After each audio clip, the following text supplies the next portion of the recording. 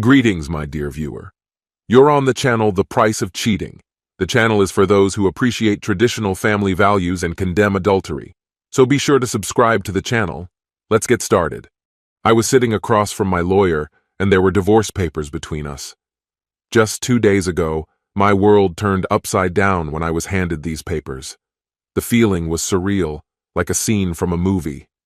My lawyer shook her head, disbelief written on her face as she scanned the documents. "When did you first find out about this?" she asked, curiosity and concern mixed in her voice.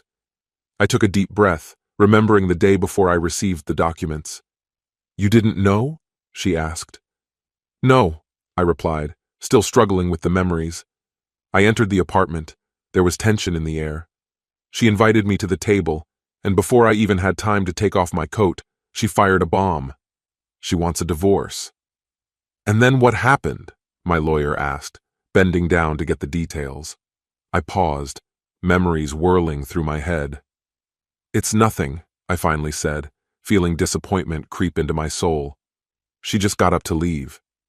I was stunned and called out to her, asking why she thought she could just dump it on me and leave. "And what did she say?" Silence.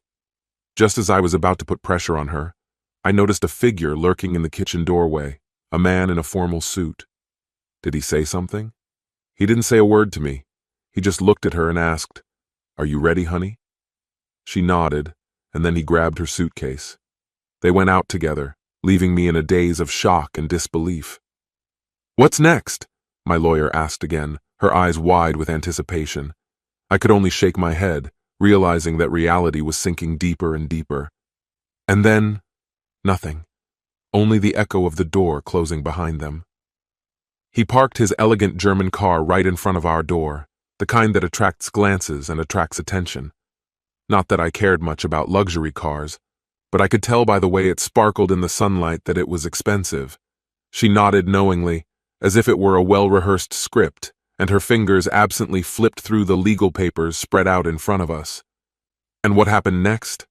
It's nothing. She walked out the door with him, leaving me in a whirlwind of confusion. When I finally managed to collect my thoughts, I looked around the apartment. It seemed terribly empty. Her clothes, jewelry, cosmetics, everything is gone. Meanwhile, she continued to shake her head, making a gesture of disbelief. Divorce applications like this are not that common. She referred to the prenuptial agreement, which, in fact, meant a confession of infidelity. All she wanted was to get back what she had brought into the marriage. The papers mentioned a trust that belonged to her by right. She insisted on keeping the car, which she said she bought herself. In the meantime, I had to keep my retirement account and the meager savings we had left.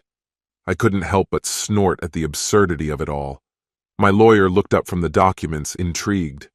"Enlighten me," he asked. "We were married for 4 years, graduated from college 5 years ago, and I got a modest job as a teacher. My retirement account was barely a blip on the radar, and our savings paled in comparison to her trust." "How big is her trust?" he asked, feeling a mixture of curiosity and disbelief. "Several million, I suppose," my lawyer replied casually, "although you've never seen him." I paused, searching for words to express the bewilderment bubbling in my mind. Explaining my upbringing has never been difficult in terms of clarity, but it has often left people confused. My father was a big businessman, but he and my mother firmly believed that wealth should not be flaunted. For them, sincere connections came first, not an extravagant display of wealth.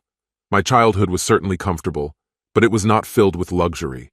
We didn't live in a huge mansion, and we spent our summer days at the local public pool, not in an extravagant private oasis. We may not have flown by plane to such glamorous places, but every summer we enjoyed the sun and sand on our favorite beach. Dad drove a modest car and dressed strictly for work, although his suits were far from designer brands. My mother wore elegant jewelry that sparkled enough to attract attention, but didn't scream attention at her or make her a target. They just weren't attracted to extravagance. From the looks of it, they were really good people.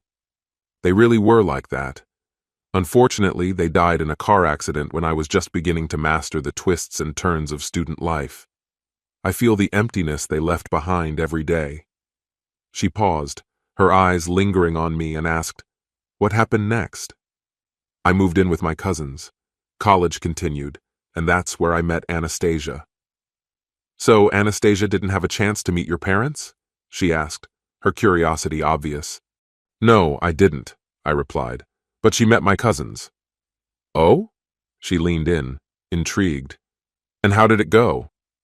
"Well, let's just say the reception wasn't very warm. They didn't have any obvious dislike for her, but they didn't spread out a welcome mat either." My lawyer nodded understandingly, his gaze now focused on the unfolding story. "What are her loved ones like?"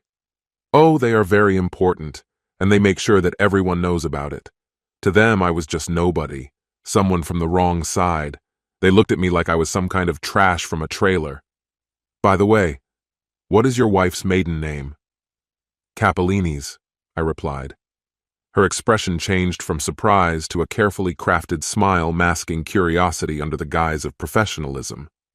"Isn't her father Charlie Capellino?" I nodded slowly. "That's him."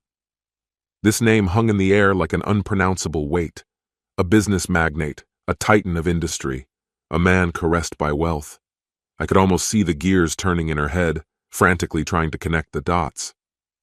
"Does it say about your inheritance?"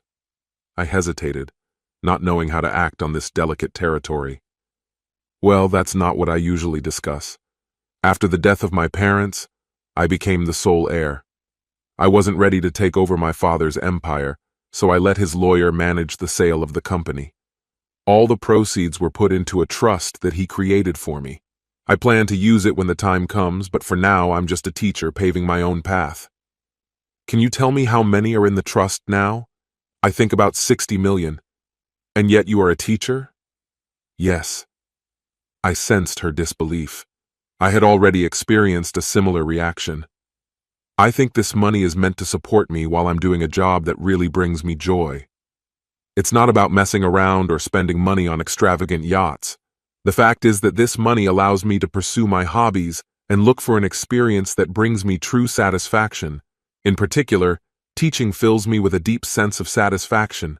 It wasn't so much a question as an affirming statement. "Yes, absolutely. I've had some amazing teachers throughout my life, and I see this as my way of paying tribute to their influence."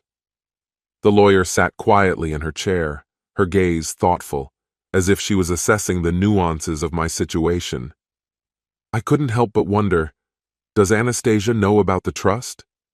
"She is aware that it is available, but I am not sure that I have ever disclosed the details. She's always been adamant about keeping our finances separate, and we file our tax returns independently each year, so she had no reason to peek at the numbers." "So, from her point of view, you're just a teacher with a modest inheritance. Is that so?"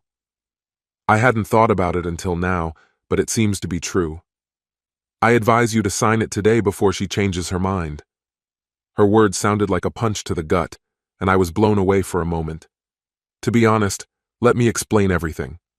At its core, the law revolves around one thing: money. Of course, there are emotional considerations when it comes to children, but in the absence of toddlers, financial influence decides everything. Take, for example, your father-in-law, Charlie Capellino.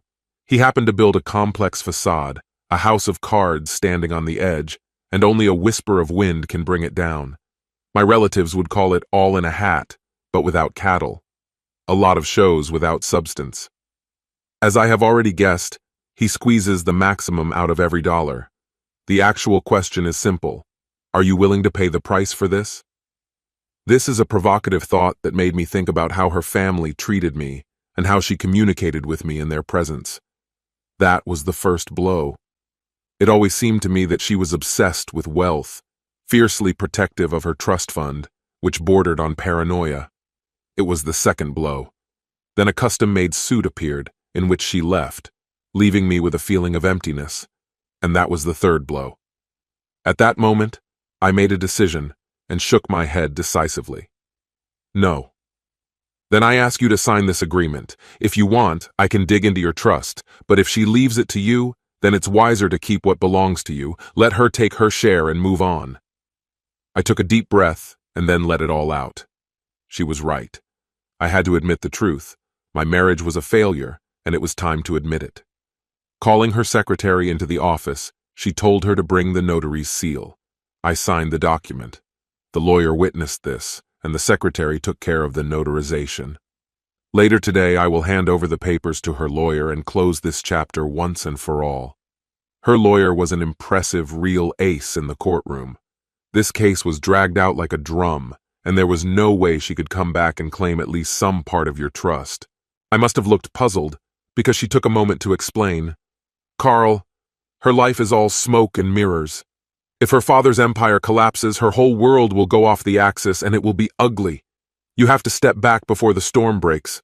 I've never met your wife, but she seemed to me to be someone who thrives on manipulation, and you definitely don't want to become her next victim. I nodded, taking in her words. She was right. The lesson was not easy for me, but nevertheless, I learned it. Visit your cousins. A short distance will help you look at the situation in a new way. She was right. Anastasia left me on the last day of class, and I went out into the summer sun, feeling the full weight of what was happening. I made the decision to use my money. I used these funds to cover my summer expenses and went to the farm to help my relatives. I needed a distraction, and they needed support. It was like coming home, and that summer everything fell into place, except for one thing: my future ex-wife. I had always been only an accomplice to her grandiose story, but now I was free to rewrite my own story. The pieces of my life finally fell into place, and for the first time I was able to see the possibilities opening up in front of me. As soon as I crossed the threshold of my apartment, a wave of nostalgia hit me, and I returned to the city just a week before the start of the school year. My divorce was finally over, but Anastasia's life was a closed book to me, and to be honest, I didn't want to read it. A year and a half later, a whisper of change reached me. Anastasia's father's business collapsed in an unstable economy. It was just a small ripple in the vast ocean of financial turmoil, but it swept around the world. The banks, in their relentless pursuit of profit, lent him money that he could not repay, which led to the flow of debts spiraling out of control.